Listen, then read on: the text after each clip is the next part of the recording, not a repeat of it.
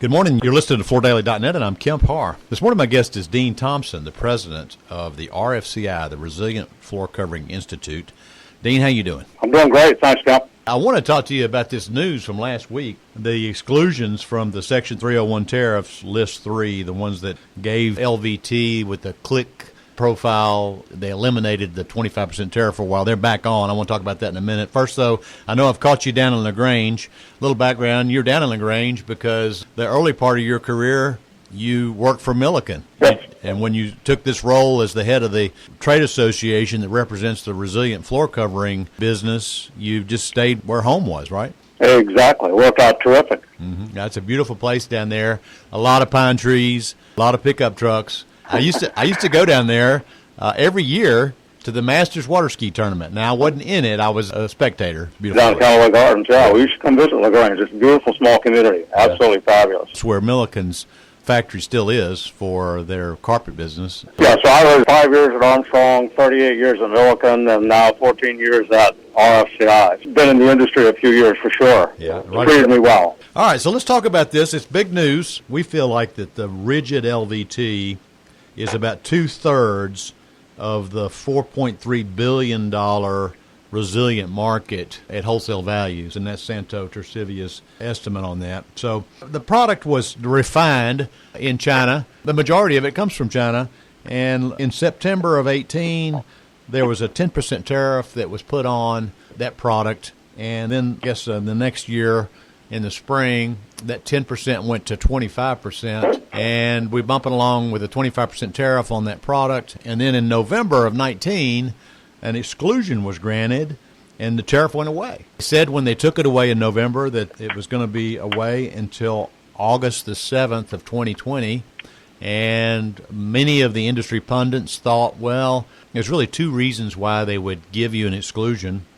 And this is that Robert Lighthouser, the USTR, there was two reasons. One would be that you could prove there's not enough capacity in the rest of the world to satisfy the U.S. demand. Or the second reason was a petitioner could file and say, hey, this tariff is going to put me out of business. We won't be able to survive if you put the tariff on us. Sounds like now, since they've removed the exclusions for the tariff, and there hasn't been that much more additional capacity added, there's probably a good chance that the reason they gave the exclusion was because Cali Bamboo proved that if they didn't get the tariff exclusion, it put them out of business. That's all supposition, but that's what I'm thinking right now. Could well be. Yeah. I think so. Yeah. One of the questions I wanted to ask you is, as the head of the trade association, you've got members that are kind of on both sides of this argument, right? We do. Obviously, we have some who have an orientation to domestic production. Yeah.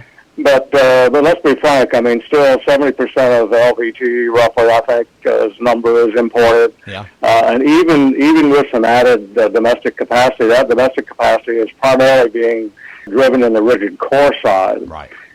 Which is rigid cores primarily in the residential sector. So that will impact the residential. So what I'm more concerned about would probably be on the commercial side of LVT and the impact it may have there. So any kind of market disruption related to price increases is always a challenge for people to work it out. I mean, there's issues related to supply chain and capacity and some market disruption. I think that early on when the tariffs came on, the 10%, the market pretty well, supply chain retailers were able to absorb that, but then when it bumped up to 25%, they had some price increases. I think the value proposition is still very strong, especially I would say on the residential side, that it can carry some additional cost probably, but at the same time, I look at how resilient flooring does in relationship to other sectors. And, of course, any increase in price in LVT, which is a big chunk of the sector, closes the gap a little bit between LVT and other sectors in the market. So we worry a little bit about that. We've grown from 9.5% of the market back in 2003 to almost 25% of the market last year. So we've been on a good curve. We want to keep that going. Yeah. Well, here's what I've heard, too. So here's what's going to happen. I mean, as of last Thursday night at midnight, this 25% tariff is on all vinyl products coming out of China. So I mean, it's happening today. So we're going to see price increases. And let's also make sure we point out that a 25% tariff on a landed cost, is probably only going to result in a price increase. Now, naturally, different companies will react different ways, but it'll probably be more in the line of 10 to 15% of a price increase that's going to be announced to offset this cost difference. Wouldn't you say? It might be a little bit more than that, but I think, when you look at it, how is it going to play out with the consumer? Yeah. So if you're a consumer out there who's buying some LVT and they need 500 square feet of LVT and it's $4 a square foot, yeah, that's a couple of grand. If it goes up 10%, that's not a huge difference. Yeah. And that's why I think the value proposition will carry some increase, obviously. Mm-hmm. Well, we'll just have to wait and see. I just wanted to make sure that we got the word out about this because, these price increases are justified because the cost, if you source out of China, the cost just went up. Brace yourself. Here comes some price increases, right?